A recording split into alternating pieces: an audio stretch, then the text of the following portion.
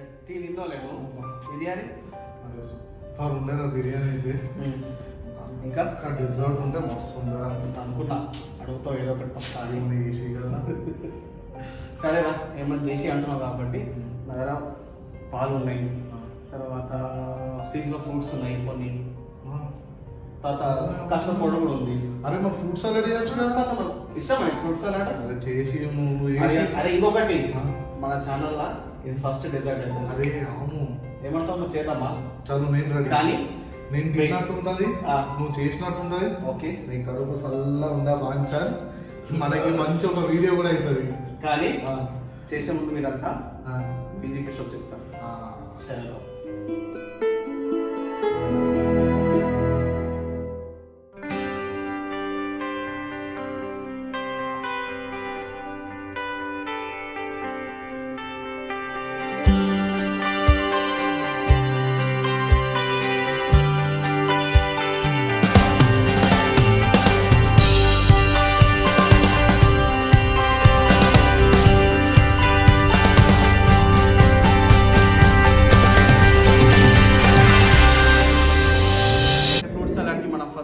Milk boil చేసుకుందాం.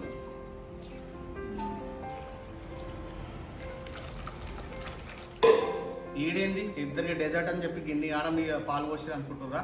మీకు ఒక విషయం చెప్పాలా, యాక్చువల్గా నేను ఇంట్రడక్షన్ చేసేటప్పుడు గల్గోలు అంతా వచ్చారు, మాకు కావాలి సీట్ మాకు కావాలన్నారు. ఇంకేం చేస్తాం, వాళ్ళు కూడా చేసి పెడుతున్నాం ఇంత డెజర్ట్. మధ్యలో పాలు మంచిగా కలుపుకుండాలి, లేకపోతే కింద మొత్తం అడుగు పట్టుకుంటుంది. పాలు ఇడబెట్టి పక్కింటి తొందర మాట్లాడుకుంటా వచ్చి మళ్ళీ అటు ఇటు పోయినాం అనుకో మొత్తం పాలంతా పగిలిపోతాయి, మాడిపోయి.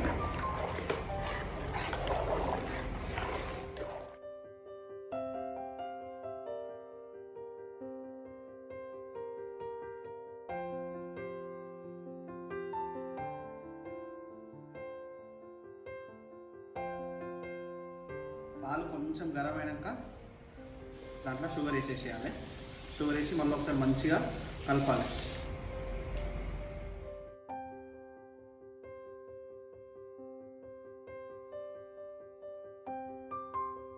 ఇప్పుడు కస్టర్డ్ పౌడర్ మిక్స్ చేసుకుందాము.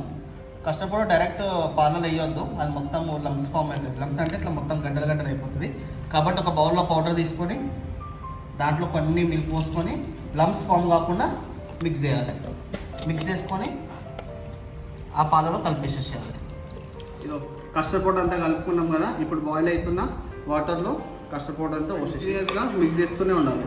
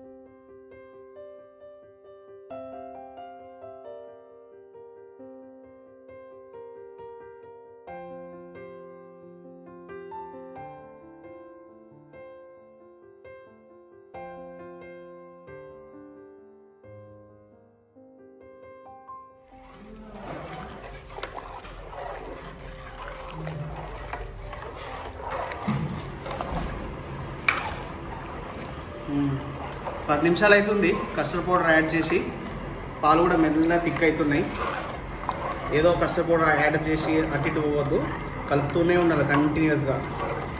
ఈ డెజర్ట్ చేయాలంటే ఇదే మెయిన్, మనిషికి ఓపిక అవసరం. సరేనా? ఓపిక లేకపోతే డెజర్ట్ చేయడం వేస్ట్. కాబట్టి ఓపిక మీద కలుపుతూనే ఉండాలి.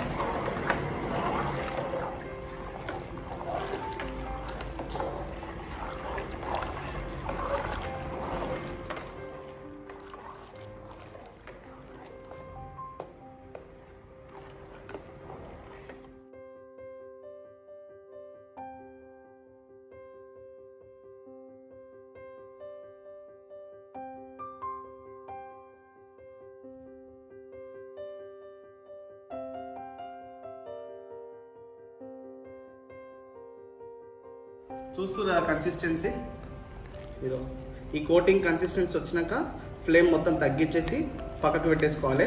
దీని తర్వాత నెక్స్ట్ ప్రాసెస్ ఏముంటుందంటే ఈ సలాడ్ది అంతా మొత్తం కూల్ చేయాలి. ఫస్ట్ కూల్ చేయడానికి రిఫ్రిజిరేటర్ అన్నా చేయొచ్చు, లేకపోతే ఐస్ బాత్ అన్నా పెట్టవచ్చు. ఐస్ బాత్ అంటే ఇది ఇంకొక పెద్ద బోగాన్లో పెట్టి దాంట్లో మొత్తం ఐస్ వేయాలి. సో ఈ 2 విధాలుగా ఏదైనా ఒక మీకు ఎట్లా వీలైతే అట్లా ఇది ఎట్లా కూల్ చేయాలి. కూల్ చేసినాక సీజనల్ ఫ్రూట్స్ ఏవేవి అవసరమో అవన్నీ చిన్న చిన్న కట్ చేసుకొని దీంట్లో యాడ్ చేయాలి. కానీ వేడిగా ఉన్నప్పుడు మాత్రం ఫ్రూట్స్ యాడ్ చేయొద్దు. మొత్తం ఈ మిక్చర్ అంతా కూల్గా అయినాకనే ఆ ఫ్రూట్స్ అన్ని కట్ చేసుకొని ఒక క్యూబ్ షేప్లో దీంట్లో యాడ్ చేసేసుకోవాలి.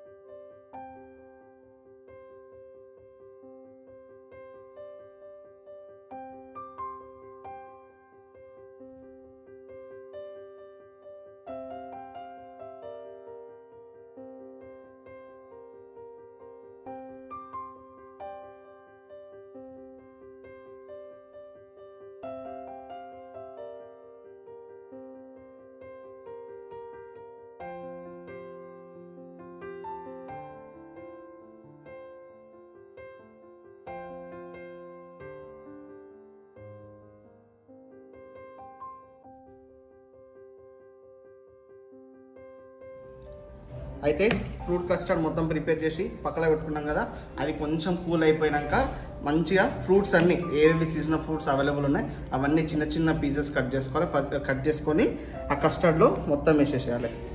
కస్టర్డ్లో వేసేసినాక దీన్ని ఏం చేయాలంటే రీఫ్రిజిరేట్ చేయాలి. రీఫ్రిజిరేట్ చేసినప్పుడు ఏమవుతుంది, మంచి చిల్ అవుతుంది. తర్వాత కన్సిస్టెన్సీ కూడా ఇంకా కొంచెం గట్టిగా అవుతుంది. ఈ కన్సిస్టెన్సీ కొంచెం పలతగా ఉంది కదా, అది ఏమవుతుందంటే ఇంకా గట్టిగా అవుతుంది. తర్వాత కస్టర్డ్ కూడా చిల్ అయిపోతుంది. చిల్ అయిపోయి టేస్ట్ కూడా బాగుంటుంది. ఇప్పుడు దీన్ని మొత్తం చిల్ చేద్దాం. ఇప్పుడు ఈ కస్టర్డ్ని మొత్తం ఫ్రిడ్జ్లో పెడదాం చిల్ అవ్వడానికి.